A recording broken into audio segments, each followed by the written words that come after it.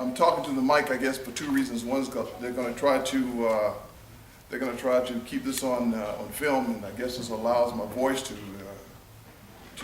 have some balance as we continue to go through this thing. That mic is not on. Okay. It's not on. It just went on. There you go. I heard it. Be good. Did it go on? Hello. There you Hello. go. It is. It's just this. Unfortunately, that's probably better. How about this one? Great. Yeah. It makes it a little crisper, I guess, as well too. This is important because these mics are height challenged. So this works for me. Good morning, Phil, Dr. Hess, distinguished guests, veterans, and to ensure I get everyone, it's a term called all protocols observed. The Nigerians use this term because routinely there are folks who are in the room that they don't know are there. So by saying this, you're covered. It's like an umbrella. So if I missed you, you're covered. The real audience, though, is the veterans for today. Still veteran? Okay.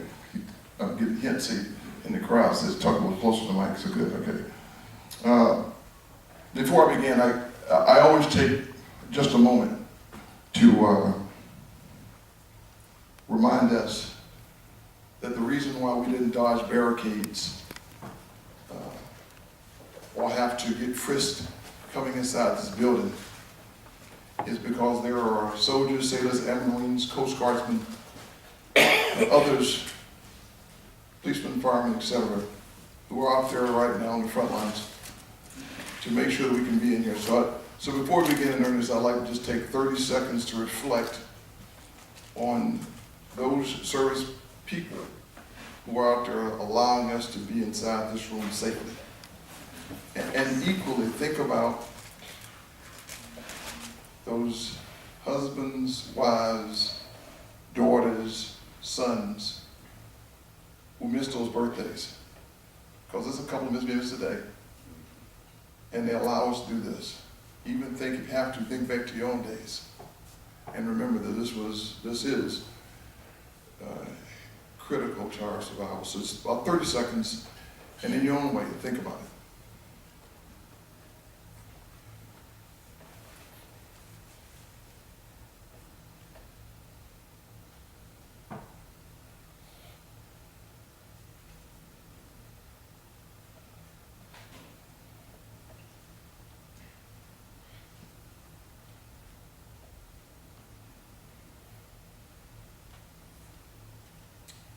Now, if we can, let's give them and yourselves a round of applause. Now, I know Ms. Jan Perry, when she walks in the room, somebody let me know she's in the room, I'll adjust accordingly. I may stop a little before that, but what I say to you is don't really worry about time, because I'm not going to talk for an hour or 45 minutes. But I do want to hit a few things, or just a few reminders as to why we're here. On behalf of the team of Global Business Incubation, welcome to the first Veterans Summit. And I say first because hopefully you all are going to give us some concerns that we'll need to address to do two things. First of all, to answer the questions that you will depart from here that went unanswered. Hopefully that won't happen, but it always is. The second thing is that's going to happen is that you'll think about the questions that you wish you would have had answered, so that we get better the next round for the next team. Now, how many of you all are veterans of the Army? Veterans of the Navy? Veterans of the Air Force? Marine Corps? Coast Guard? Other nations, or health services?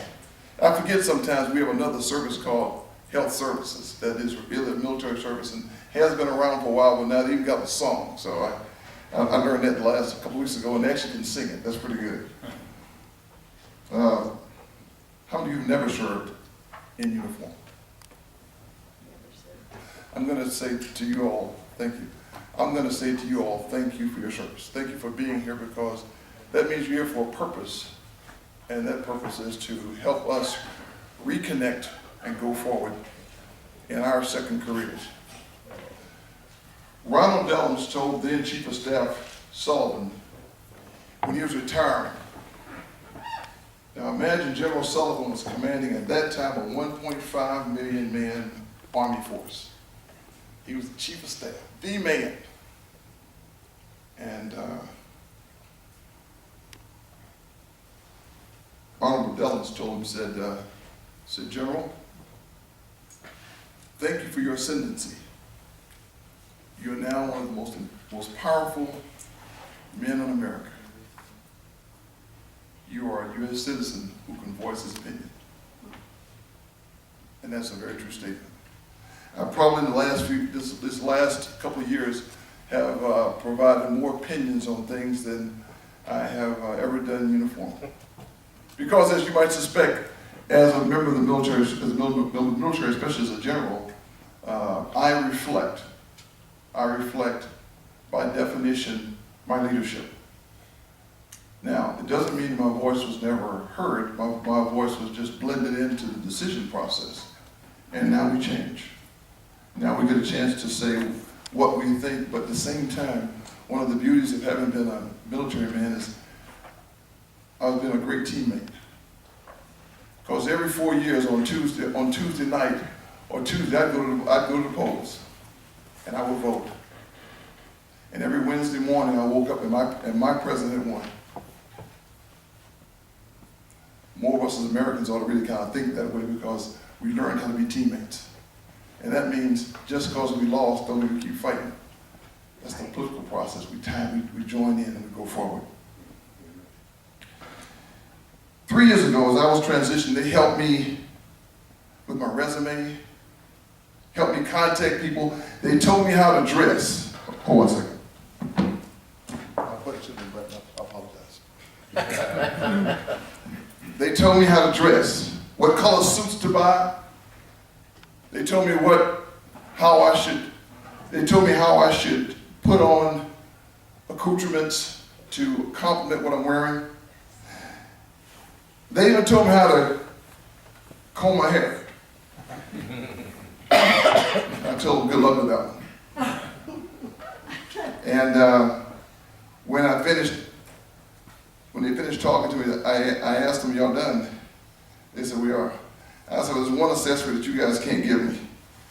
And I had to earn that one. So I put this on as part of my pride of having served America for almost 35 years. The truth of the matter is, though, is even though my hat says retired, we never quit serving. We never quit serving, any of us.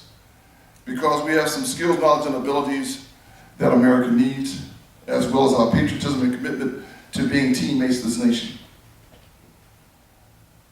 How many of you have transitioned from the service in the past 4 years? And those of you transitioned before? Well, I'm going to tell you something. The process is infinitely better than it was 5 years ago when I first started thinking about it. Thanks to the feedback from all of you, there's real analysis that goes into the process of transitioning us back to civilian service. Because some of us really think that just because we're transitioning as retirees, we want to rush out the door. We said, I got this job, I got this thing, I got this something I want to do, and we rush out the door. The service now helps you transition and even hold you down a little bit and make you try to codify what you did to make you get ready. This man here, he had a plan, a UVA graduate, talking about Jim Meadows. He knew what he wanted to do and probably rushed out the door at the end of his 5 years because he was going forward with a plan, which he'd probably started with. Some of us have not because we don't understand. Well, now we're going to be a little more prepared as we go forward. And today is going to help so that we'll listen and figure it all out. And more importantly, give us some tools and some people that we can use to help us move forward. Transitioning. is different. It's not easy. It's not hard. It's just different. I make it akin to combat. Some of us heard the screams of combat. Some of us made the screams in combat. Some of us imagined the screams. Others of us still hear those screams. But it's just different. What is consistent and common among all of us is that each of us raised our right hand to support and defend the Constitution of the United States against all enemies, foreign and domestic, and that we would and did well and faithfully serve this nation in office that we all entered. We all did that. And that makes us brothers and sisters in service, brothers and sisters and children of this nation. And folks like you all never served that are here today, thank you again for being here. Thank you for offering yourselves. Now to that end, I hope that we're here to see how we can help in this process. To improve the process, transition from uniform service to civilian service. Whatever your reason for being here, I'm great to have you here. When you leave the room, I hope that you'll be better than when you walk through the door. And I want you to notice, if you paid attention to that video, you saw why I'm here. I had the benefit of 35 years of service around the world, enabled by 2 male figures who served. A sailor who brought me into the world, served on the USS Ticonderoga, limped back from the Pacific with a hole in his ship. He taught me a lot about not quitting and fighting to the end and being tough. And then an Army drill sergeant who exposed my talents through education and opportunity. Now I'm in the business of giving back. What do I bring? I bring voice, vision, and the access of a general officer. I bring my approaches to strategy, communications, and leadership. Additionally, I get a chance to serve and provide my personal passions, commitment to those who served you all because you're all my teammates, and then to a nation who's underserved, who were in many cases like me, never knew all the opportunities that existed. And through education, the teleporter to take you from where you were to where you can be. For those of you entrepreneurs in the room, we know that statistically, most new businesses fail in the first 5 years for lack of capital, but really for lack of a solid business plan or true understanding of where you want to go with your business. Absence of vision. When Phil Brown and his team found me, their unique approach to visualization was a segue for how to think. Rather than trudge forward into the unknown, GBI's goal is to show you your future and to build a goal and a plan and provide teammates and academicians or academic backbone to help you understand how to make business sense. For those of you who are challenged by employment opportunities, we hope that your skills, knowledge, and abilities will be matched to some of the businesses who are here today. And if not, we're committed to giving you some tools and contacts to assist you in your process. We are a different world than we were from 9/11, that's for sure. And we are changing with each election and with each change of service chiefs and joint chiefs. What is consistent is that many American companies are stepping up to the plate to help veterans. Colleges, universities are opening their doors in ways they never have. Or ways that they haven't since the end of World War II. California, long known for leading the nation in change, has a military and veteran center in almost all our universities. And these facilities are trying to ease the transition of veterans by translating skills to college credits, but more importantly, translating skills to occupational talents and career choices.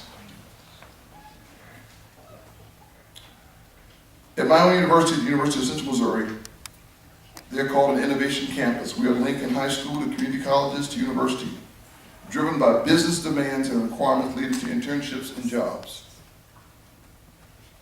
President Obama highlighted that if you watched him on his tour last year, we were one of the campuses he came to. And candidly, I helped push a lot of that because that's part of my requirement. That's part of my requirement. And I do it with other universities, and GBI being here at LMU is one of the things that I want to help folks like Phil and Dr. Hess be able to do more of. And not just more of, but better as we go forward. Now I hope that the day will be as fruitful for you as you imagine, and it becomes the beginning of relationships. Now I'm going to be very candid with you all. Some of you are going to ask me for a card. But the reality is that I've been on the road now for about 2.5 weeks and a few places.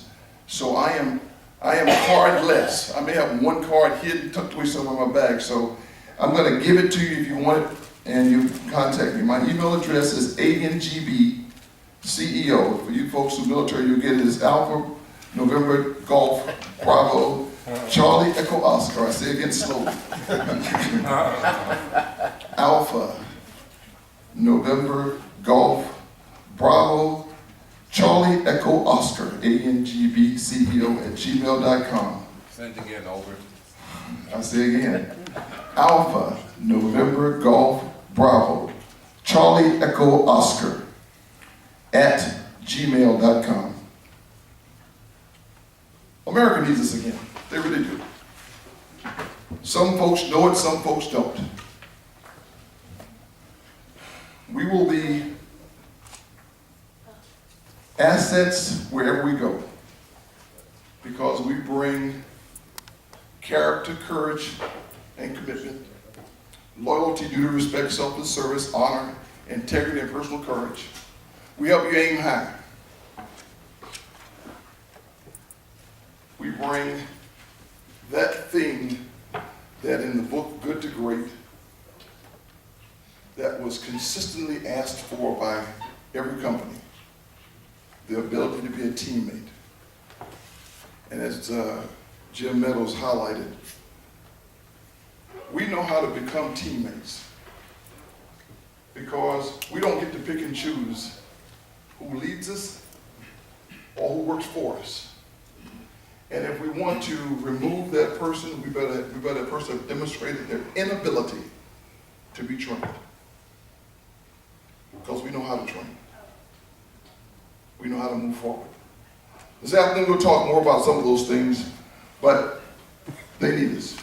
And again, welcome, welcome, welcome, and I hope today is all that you want it to be. Now I'm going to pass over because I think Mrs. Jan Perry is here, and I turn it over now to Jen. Thank you very much.